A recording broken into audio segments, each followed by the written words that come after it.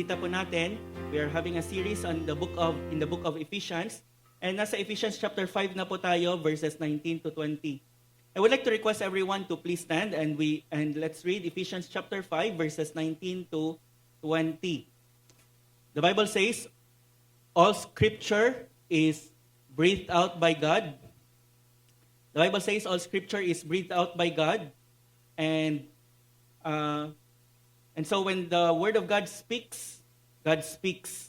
Ephesians chapter 5 verses 19 to 20.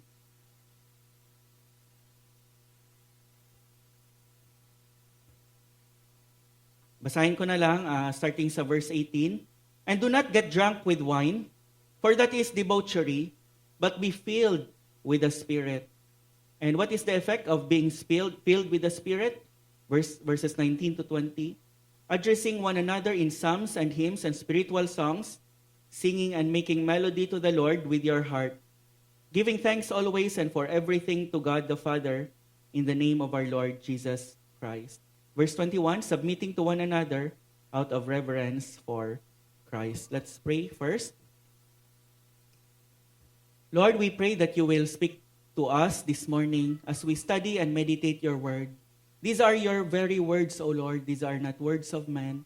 And so, O Lord, I pray that you will take your word, your very word, O Lord, that you have inspired and work, Lord, in our hearts, things that would please you and bring honor and glory to your name. In your name, Lord Jesus, we pray. Amen. Please be seated, brethren, brothers and sisters, and friends.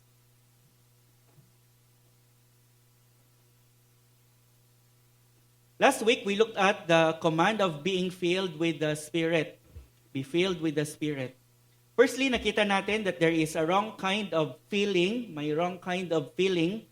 Do not be filled with wine. That is a wrong kind of feeling. Being filled with wine is a sinful substitute. It is a sinful substitute. It is a destructive, dangerous, and deadly counterfeit. Instead of the wrong kind of feeling, we must have the right kind of feeling, the right feeling. And what is that? Be filled with the Spirit. We have seen last week that being filled with the Spirit is a command. And we have seen last week that being filled with the Spirit is a command, not a suggestion. It is for all Christians, not for the select few. It is not occasional, but continual. And it is received, not achieved. That is what we have seen last week. And the question for us is, have you been filled with the Spirit this week? Let us continue to be filled with the Spirit.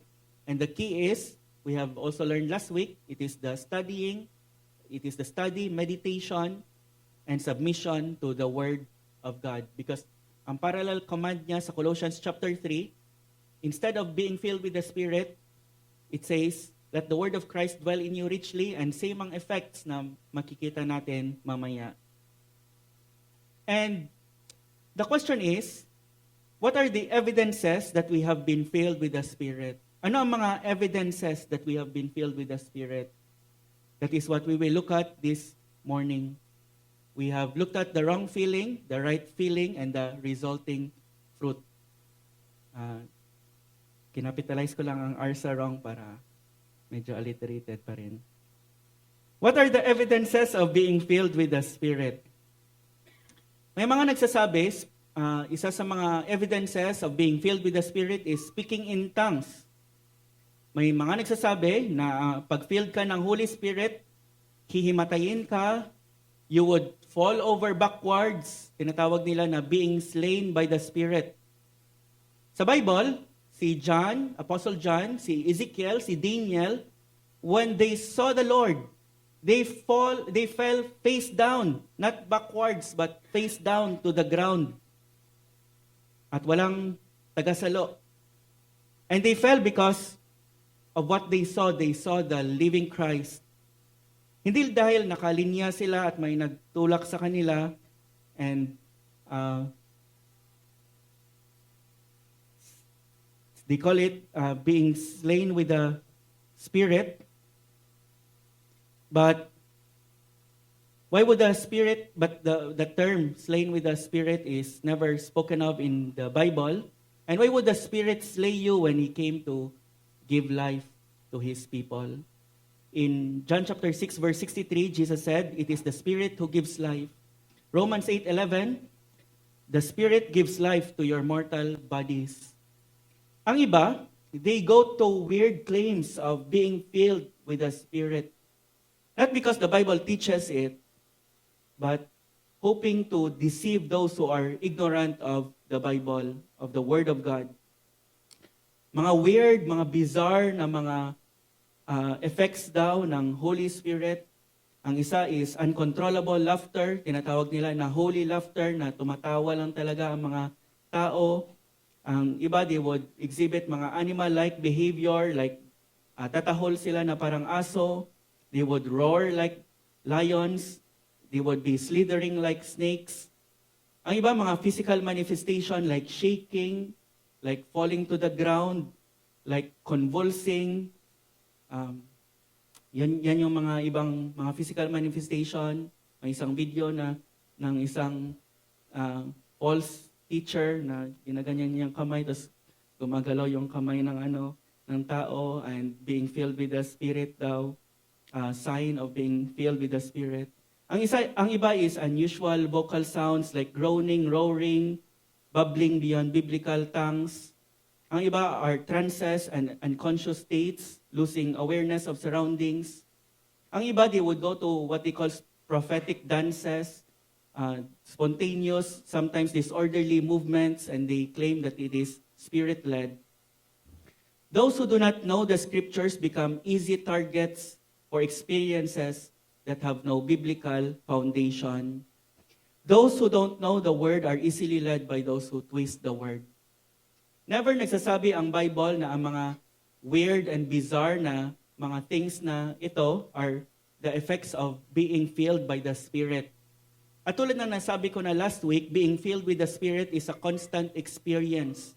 Hindi kung nasa church ka lang. Kung ang mga bagay na ito, ang manifestation of being filled with the Spirit, hindi sana walang tigil na tumatahol sina Apostle Paul, or tumatalon-talon, or tumatawa, holy laughter. All of these so-called signs are man-made, mind-driven, and carnal inventions. They don't come from the Spirit of God. The Bible never points to such things as evidence of His filling. May mga nagsasabi that it's speaking in tongues. If you are filled by the Spirit, you would speak in tongues. I believe ang speaking in tongues is a sign gift sa early church.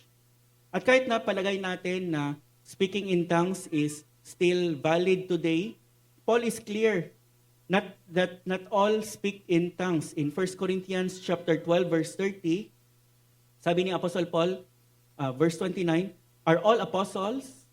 And the answer to that is of course no. Are all prophets? Are all teachers?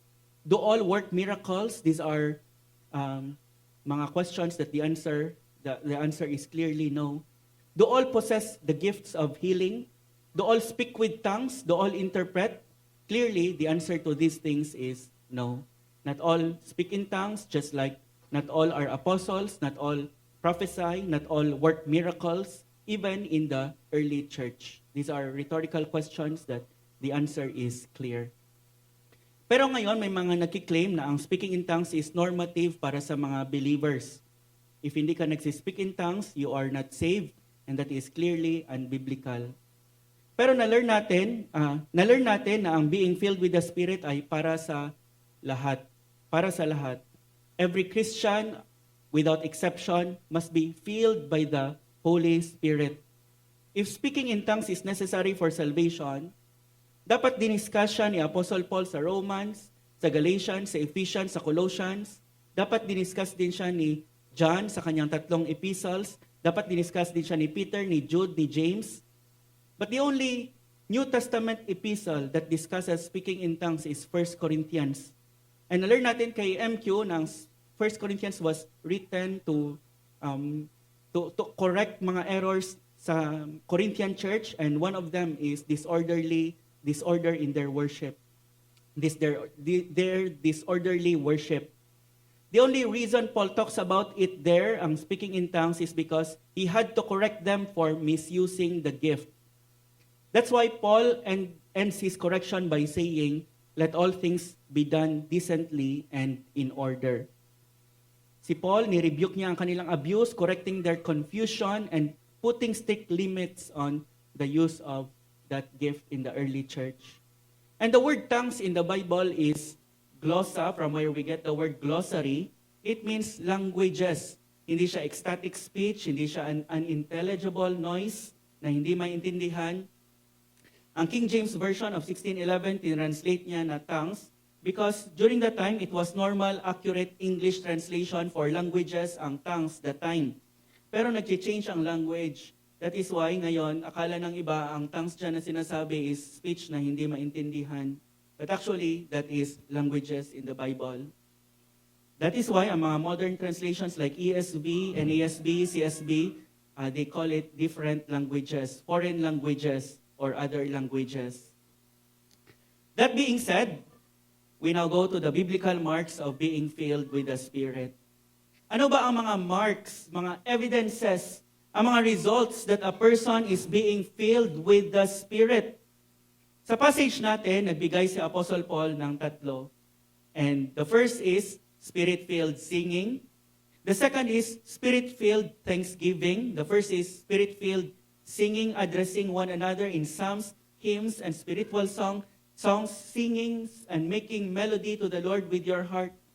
The second is Spirit-filled thanksgiving, in everything giving thanks to God the Father. And thirdly, Spirit-filled submission, submitting to one another out of reverence for Christ.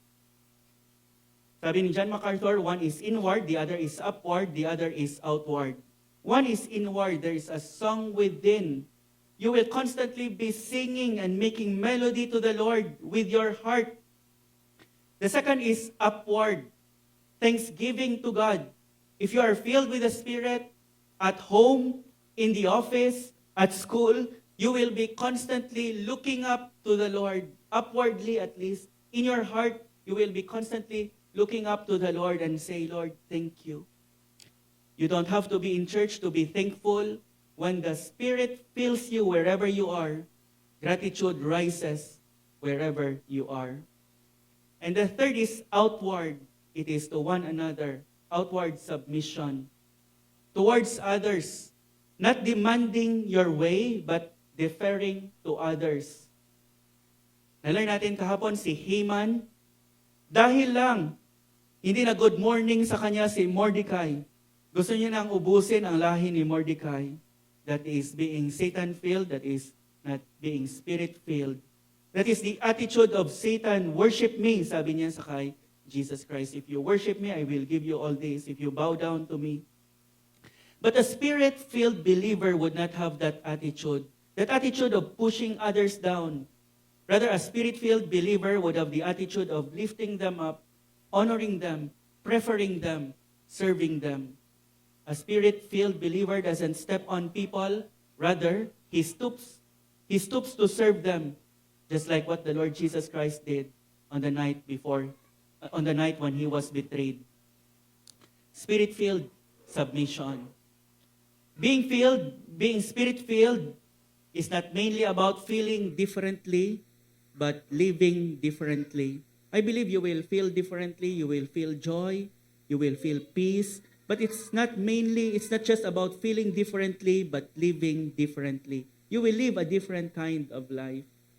So let's look at each of these results of Spirit in filling more closely.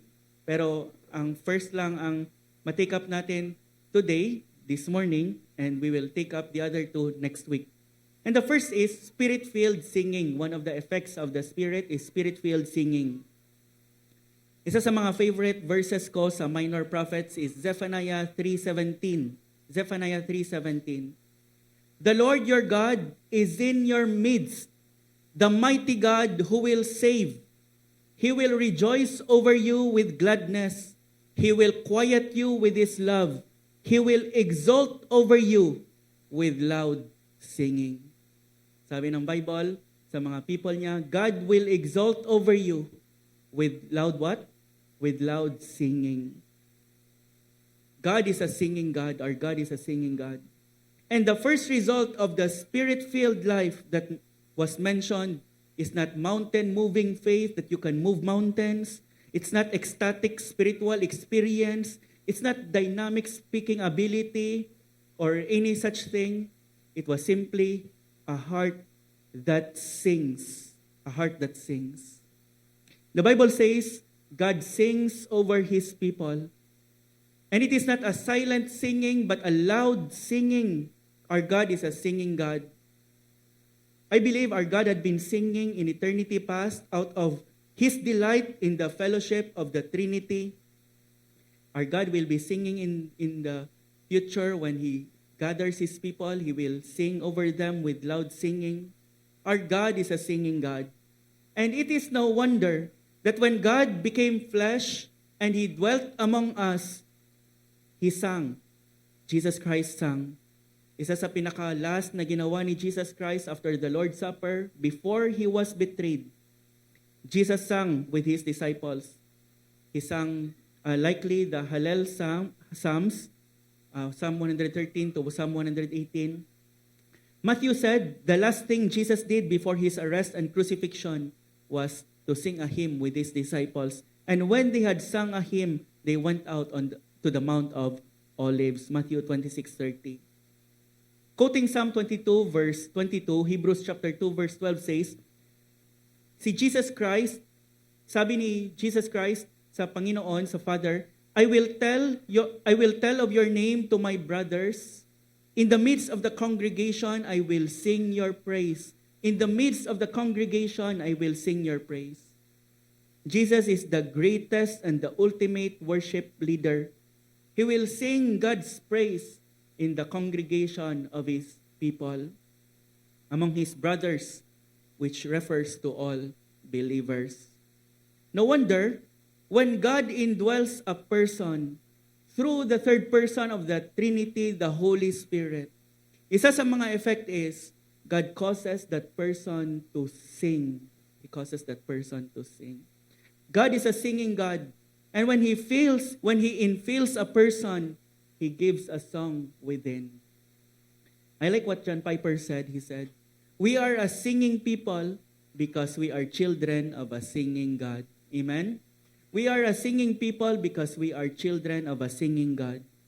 The very moment God saves a person, that very moment the Holy Spirit takes up residence in his heart permanently, completely, the person then begins to sing.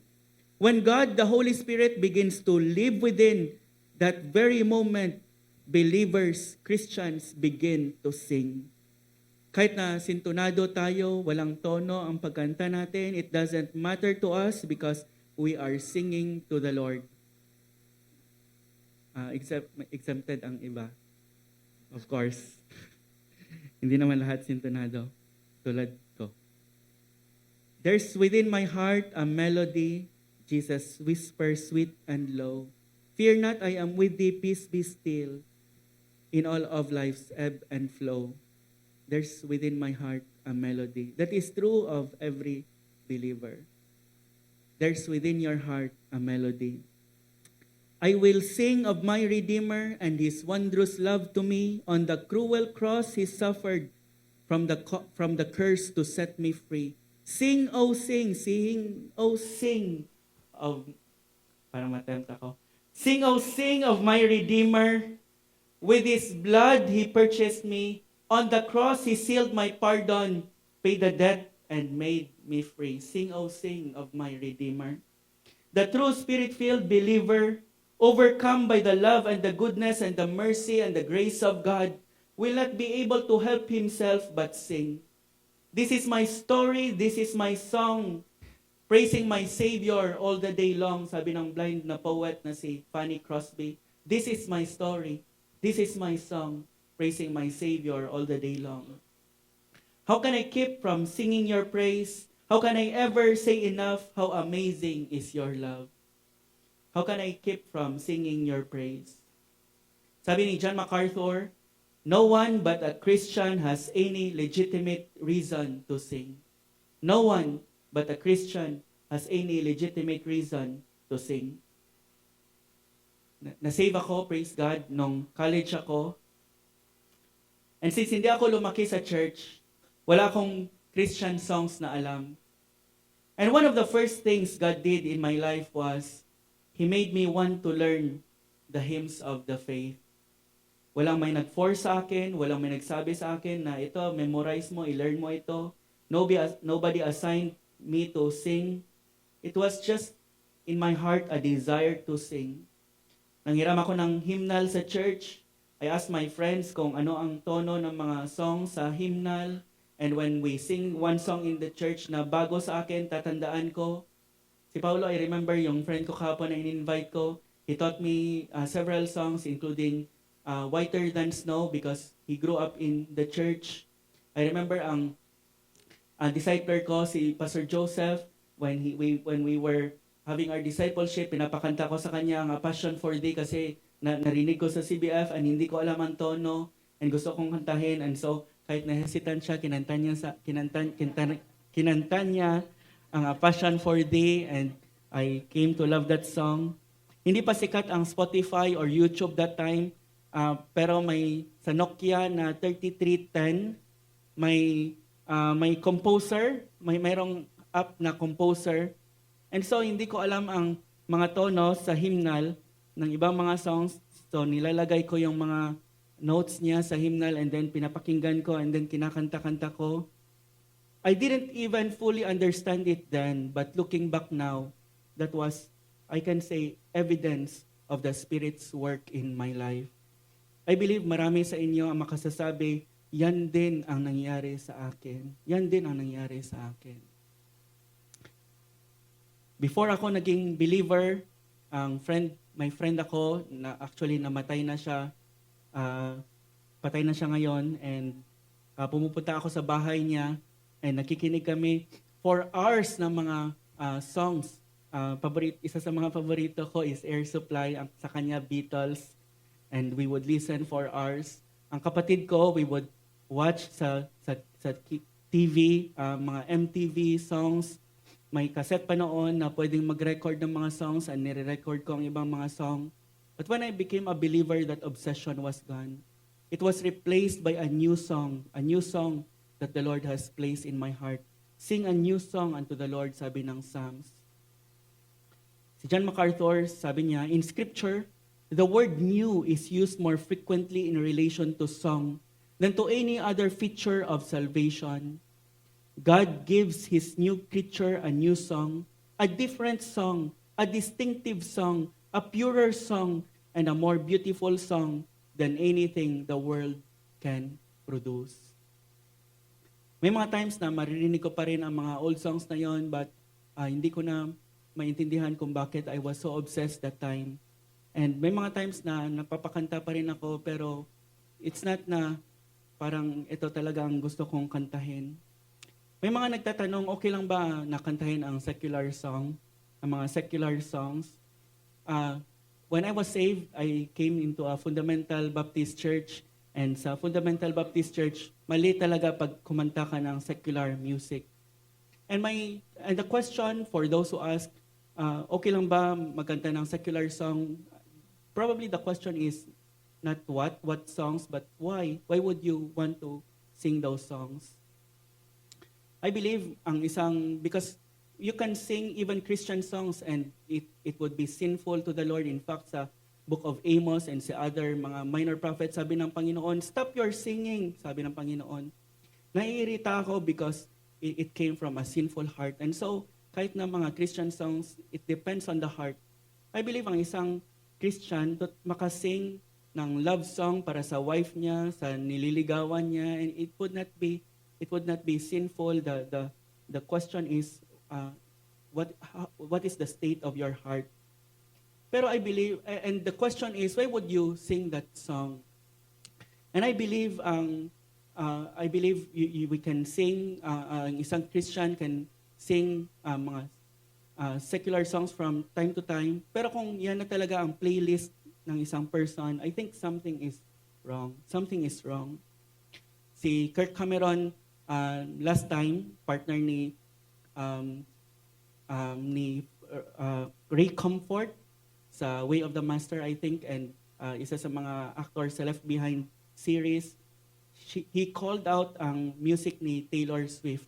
And ito sinabi niya, "What do you get when a billionaire pop star releases an album with provocative artwork, lyrics that mock God, glorify rebellion, celebrate explicit sin?" Sabi niya. He said, "You get the most powerful sermon that America's youth will hear this year." Para sa kanya, it's a sermon that many will hear. She mocks God, sabi niya, she mocks God in her lyrics. She normalizes sin. She glorifies lust and rebellion as if this was womanly empowerment. Para sa akin, kahit na hindi pa naman minention niya ni Kirk Cameron, for me, that my issue with the music of Taylor Swift, and na-single out ko lang si Taylor Swift kasi siya yung binanggit ni Kirk Cameron, and some other word Christian, mga secular songs, is their banality. Kahit na hindi naman talaga nagno-normalize sa sin, nag-glorify ng lust and rebellion, is the sheer banality of their songs. God is not in their songs. A Christian who listens to songs na hindi naman talaga na-mention, hindi naman talaga minimension ng Panginoon for hours, for days, for weeks, I think something is wrong. A Christian can tolerate those songs, but to say na to really love them, I would be concerned because that would be a reflection of the heart. Sabi ni MacArthur, "The world is at home with its own music. Let them have their music, and let us have the songs of the redeemed." Let them have their music, and let us have the songs of the redeemed. And once again, it depends on the state of the heart. But a spirit-filled person would sing love songs to the Lord. He would sing songs of redemption, songs of grace, songs of praises to the Lord. Yan yung magiging playlist ng heart niya. Isa sa mga fruit of the Holy Spirit in the book of Galatians is the fruit of love. So when the Spirit fills a believer, he fills the believer's heart with love for God, and love sings. Love sings. The Holy Spirit gives you a love song for God. Another fruit of the Holy Spirit is joy. Joy. And singing is the natural expression of a joyful heart. Singing is a natural expression of a joyful heart. In fact, sabi ni James in James chapter 5 verse 13, "Is any merry or joyful? Let him sing psalms." Sabi ni James. If you are merry, if you are joyful, one of the effects would be, sabi ni James, let him sing psalms. Someone has said, "Nothing is more indicative of a fulfilled life, a contented soul, and a happy heart than the expression of song." You don't have to force a joyful person to sing. In fact, you have to force him to stop if he is joyful, probably dahil sintonado, pero you cannot force a spirit-filled person to sing. You have to force him to stop. And one of the things that you lose when you lose your joy in the Lord is you will also lose your song. You will also lose your song. A heart weighed down by sorrow, especially sorrow caused by sin, struggles to sing, would struggle to sing. A heart that is weighed down with sorrow can lose its song. Sabi ng Psalm 137, when the Israelites were brought to Babylon, by the rivers of Babylon, there we sat down, and there we wept when we remembered Zion. Parang na-tempt din kayo na kantahin, ano? Sabi ng sumulat, "We hung our harps upon the willows in the midst thereof, for they carried," sabi niya, we hung our harps, we cannot play them anymore. Sabi niya, for they that carried us away captive required of us a song, saying, "Sing us one of the songs of Zion." And sabi ng writer, "How shall we sing the Lord's song in a strange land?" Paano namin kakantahin ang kanta ng Panginoon sa strange na land? Their sorrow silence their singing. That's what captivity did to the Jews. That's what sin does to believers. It takes the song away. It takes the song away. Isa sa mga marks ng sin sa buhay ng isang mananampalataya ay nawawala ang kanyang awit. The song fades. The desire to praise disappears. Worship becomes mechanical. When a person begins to lose his song, it's often a sign that sin has entered the heart. But when a believer keeps singing, even in trials, even in weakness, even in tears, that's a good sign. That's a good sign. That is often an indication that his heart is right with God and he is filled with the Spirit. A singing Christian is often a safe Christian. Because the moment the music stops, the soul, because the moment the music stops in the soul, something is happening, must be happening in the heart. When you see a Christian sings heartily to the Lord, you can mark that Christian safe, because that can only be produced by the Spirit living, dwelling within. Isa sa mga favorite ko sa Valley of Vision, it's a book of the Puritan, subtitle niya, Puritan Prayers and Devotions. Isa sa mga favorite ko na prayers doon, prayer siya ng mga Puritans na kinompile from their writings. And one of my favorites is Calvary's Anthem. Calvary's Anthem. And this is what it says.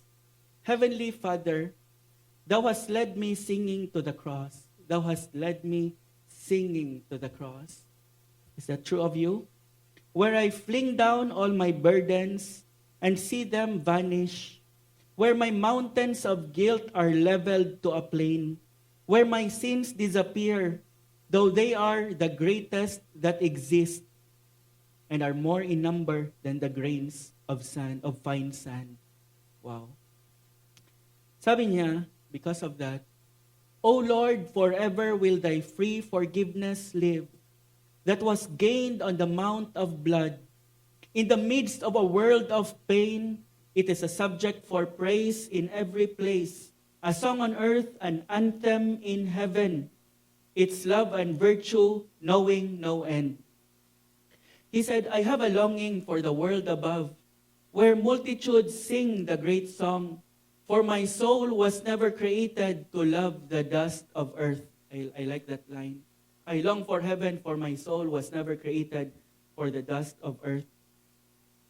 He said, though here my spiritual state is frail and poor, I shall go on singing Calvary's anthem. I shall go on singing Calvary's anthem. May I always know that a clean heart full of goodness is more beautiful than the lily. That only, and take note of this, that only a clean heart can sing by night and by day, that such a heart is mine when I abide at Calvary. Only a clean heart can sing by night and by day, and such a heart is mine only when I abide at Calvary. Isa sa mga indication that you are okay spiritually is that your heart can sing. Your heart can sing. Only a clean heart can sing by night and by day. Only a heart filled by the Spirit can genuinely, truly, heartfully sing. And so long as you can genuinely sing to the Lord, I believe you are spiritually okay. Naikwento ko na last renown, ang mga canneries, sa early days ng coal mining, may mga presence ng minsan ng mga dangerous gases that are deadly like carbon monoxide or methane sa loob ng mga mines, and hindi yan madidetect ng mga minero, and hihimatayin na lang sila and they would die there in the mines. And ang mga miners na ito, they have developed a cheap but effective solution para ma-detect ang mga gases na ito. Ano ang solution? Canneries. canaries. They would bring canaries. Canaries are birds that sing. And miners would bring a canary down into the mine. And the bird was the bird would sing as they are working. At ang bird na ito is so sensitive that if the air turned poisonous, the singing would stop, and then later the bird would collapse. The canary song was a sign that the air was safe and life could go on. But the moment the canary would stop singing, they know something is wrong. They have to get out of the mines quick. That is why on Mercy Me, my song about a canary. In the same way, a spirit-filled Christian is like a singing canary. If your heart continually sings of the love of Christ and the praises of God, that's a sign of spiritual health. That's a sign that you are being spirit-infilled. But if the song of the heart is gone, if worship dries up, if the praise is replaced with bitterness or complaint, it may be a warning that something is poisoning your soul. Spirit filling always restore the song within. That is why we can hear of saints singing even while they are suffering, even while they are, especially even while they are being killed. Ang mga saints in the past have been singing while they were burning. And you can say, everything is well. Everything is well. Maraming mga Christians in the past who were singing while they were being burned at the stake. Isa sa mga example was John Huss. He was a priest in, Czechoslovakia. And he preached against the abuses of the Roman Catholic Church that time. He strongly opposed, especially the selling of forgiveness through indulgences, na para ma-forgive ka, magbayad ka ng indulgence.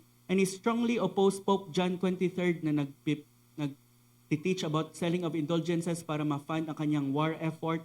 And he preached in his in his native language in Czech. And he elevated the authority of Scripture more than the authority of the Pope or the Church. And as the fire was lit, ang mga eyewitnesses, they record that John Huss was singing psalms until his voice was silenced by the flames. Ang kanyang name na Huss, actually it means goose in Czech. And he said before dying, sabi niya, "You are now going to burn a goose, but in a century, you will have as one which you can neither roast nor boil."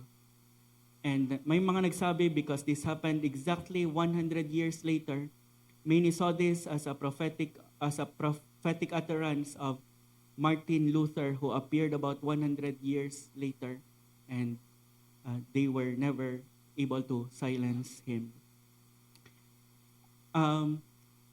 When the gospel went to England, maraming mga believers doon, and some people started to preach the gospel. And si Queen Mary the First, the Queen of England, he burned many Protestants because of their faith. It is estimated that she burned 290 to 300 Protestant believers, preachers especially. That is why she was called Bloody Mary. And among those she burned was Rowland Taylor and John Rogers, who died in the same year, 1555. And it was said that Rowland Taylor, as he was led to Hadley to be burned, he sang a psalm joyfully on the road. He sang a psalm joyfully on the road. That is why, sabi ni J.C. Ryle, marami daw mga Christian martyrs, sabi ng mga witnesses, they went to their martyrdom as though they are going to their wedding day. They are going to their wedding. Si John Rogers, the first martyr under Mary's reign, kaya tinatawag silang Marian martyrs because they died under Bloody Mary.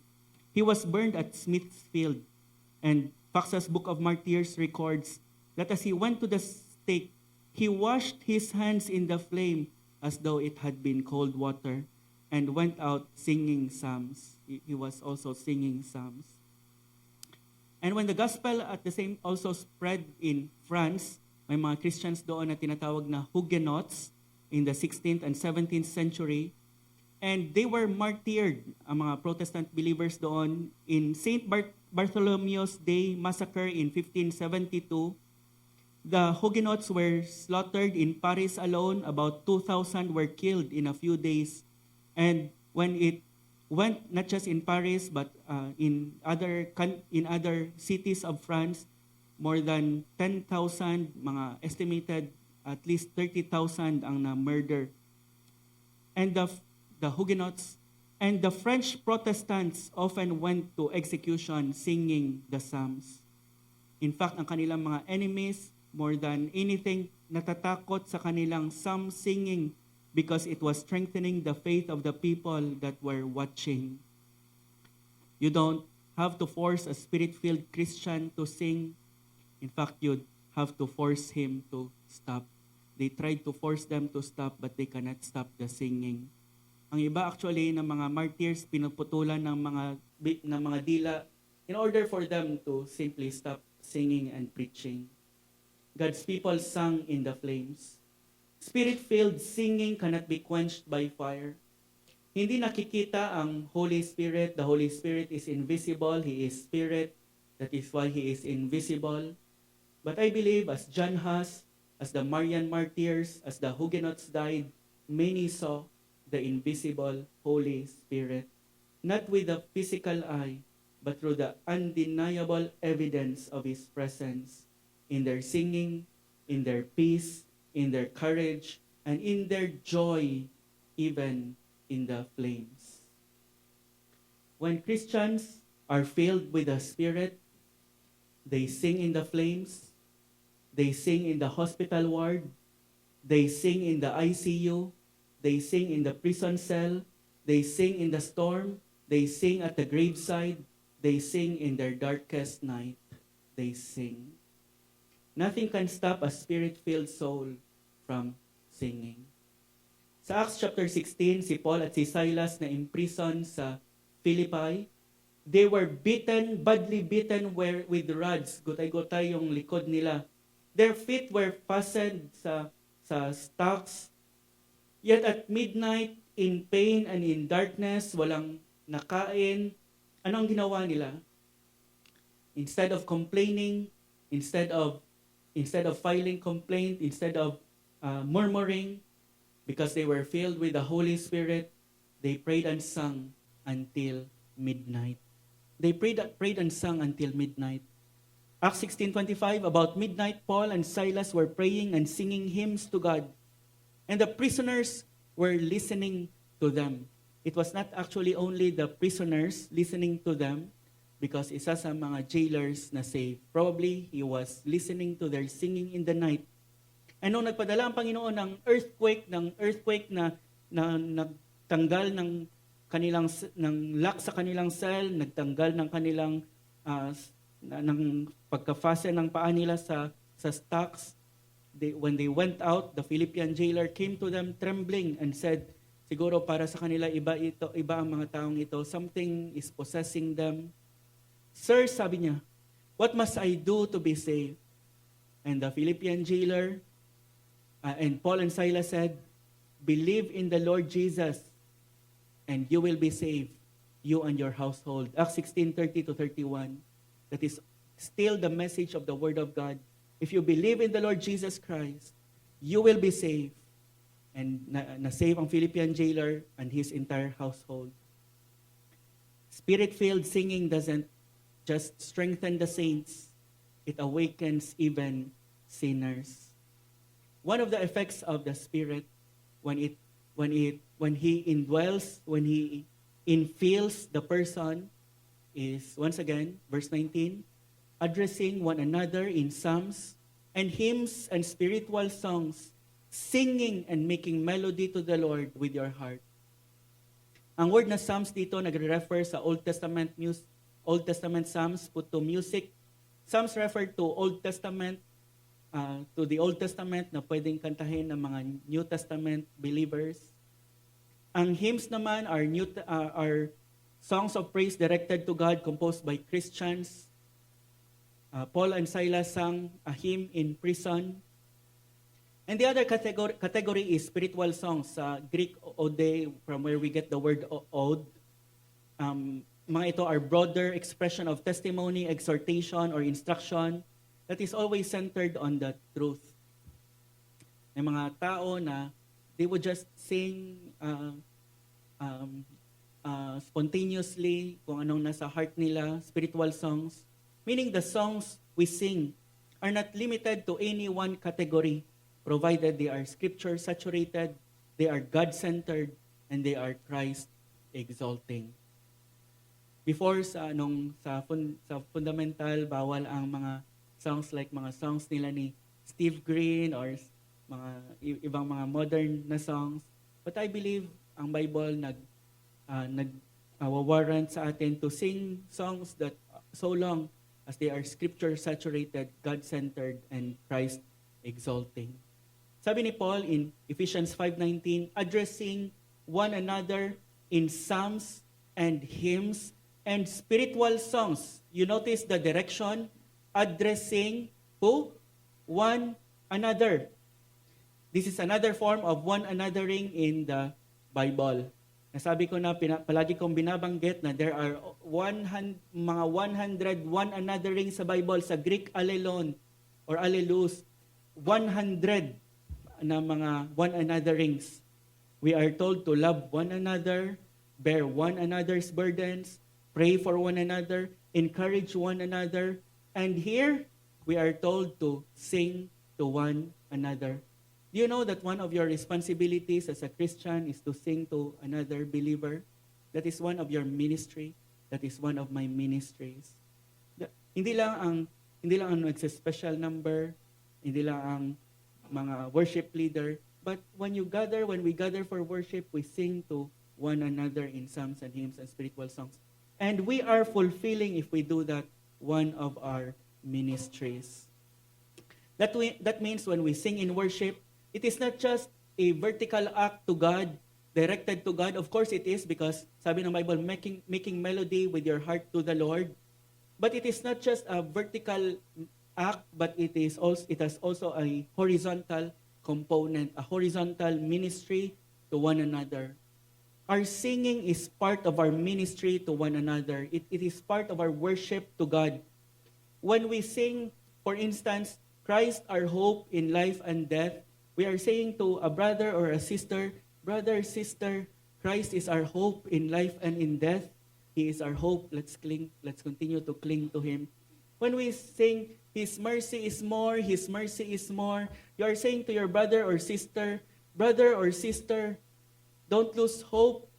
Though your sins may be many, His mercy is more. Our singing is our ministry. That is why congregational singing is so important. You are not just singing to God, you are also reminding the brother or sister next to you of the truth of the Word of God. And it is oftentimes powerful. That's why in church, we sing both before the message and after the message. Ang singing natin hindi lang warm up sa sermon, it is ministry itself. It is ministry itself.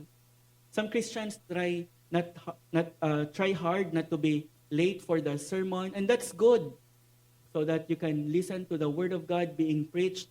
But Spirit-filled believers try not to be late for the singing, because they know the Spirit makes us want to sing. They just want to sing to God and to one another.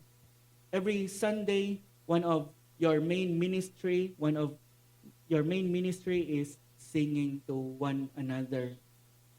Isa sa mga main ministry ko is preaching, also singing to one another, but preaching.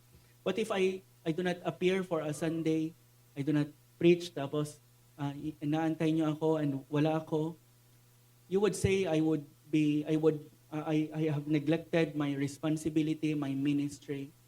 But that also happens when a person is absent for church or late for the singing. You have neglected one of your main ministries, which is singing to one another. So Christian, don't underestimate the ministry of singing. when you lift up your voice, you are not just glorifying God, you are encouraging fellow saints. You may never know how your singing will carry someone else through their dark valley. That's why Paul said, addressing one another. Addressing one another. Spirit-filled believers want to sing. They can't help it because their hearts are full of Christ. As Christians, as believers, may mga interruption sa pagkanta natin in this life. And one of it is sin.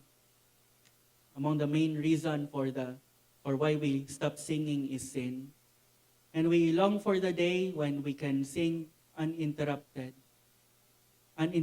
by sin. And that will happen, the Bible says, because heaven will be full of song.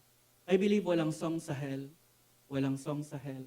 But heaven will be filled with singing. Revelation chapter 5 verse 9, and they sang a new song saying, worthy are you to take the scroll and to open its seals, for you were slain.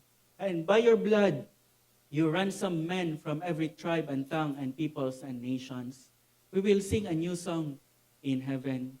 Revelation 14:3, and they were singing a new song before the throne. But there will be no song in hell. Hell is a place where every grace, where walang kahit na isang grace ng Panginoon ang present. Here in this life, singing is grace. Song is grace. It's a form of grace. Kahit na mga secular songs without God in it, it is a form of grace. But in hell, wala na pong fresh air, walang water, walang sports, walang friends, walang friendship, walang singing. Walang singing. And that is why it is very important that you settle your soul, your destiny before God. And the Bible says, if you come to the Lord Jesus Christ, God will save you. If you come by faith, sirs, what must I do to be saved? Believe in the Lord Jesus, and you will be saved, you and your household. Spirit-filled singing. Then your life will be, you will come to Calvary singing Calvary's anthem, and your life will be filled with song. The moment you believe, you put your faith in Christ, and the moment the Holy Spirit indwells you. Spirit-filled singing, Spirit-filled thanksgiving next week, and Spirit-filled submission. Ang dalawang ito will be next week. May isang bata na tinanong niya ang kanyang mama, ang kanyang mother. He said, Mother, is it true that God is so big that He is everywhere at the same time? That God is so big that He fills heaven and earth? And sabi ng mama niya, yes. And then that boy had another question. He said, and is it true that God lives in our hearts? And sabi ng mama niya, yes, son, that's true. He lives in the heart of every Christian. And that led to one more question. Sabi niya, well, ma'am, if God is so big and He lives in us, wouldn't He show through? Hindi ba siya lalabas? Hindi ba makikita talaga if God lives in our hearts? And that is true. When God, the Holy Spirit, lives in our hearts, in our lives, He will show through. And one of the ways He will show through is the Spirit-filled singing of believers. The Spirit-filled singing of believers. May it be that in our lives, individually and corporately as a church, God will show through our Spirit-filled singing. Let's pray. Individually, let's come before the Lord and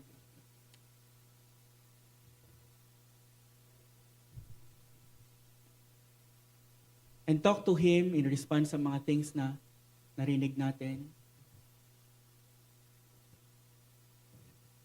Are you a singing Christian? A Spirit-filled Christian is a singing Christian. Is your heart filled with song? Maybe you are here and you have lost that song. You have lost that song to the Lord sa life mo, sa heart mo because of some sin, brother, sister, repent of that sin and ask the Lord to restore you.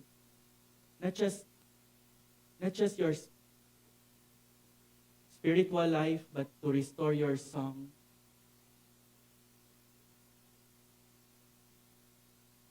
If you are here and walang desire to sing to the Lord, it's all mechanical, maybe it's an indication that God is not yet in your life.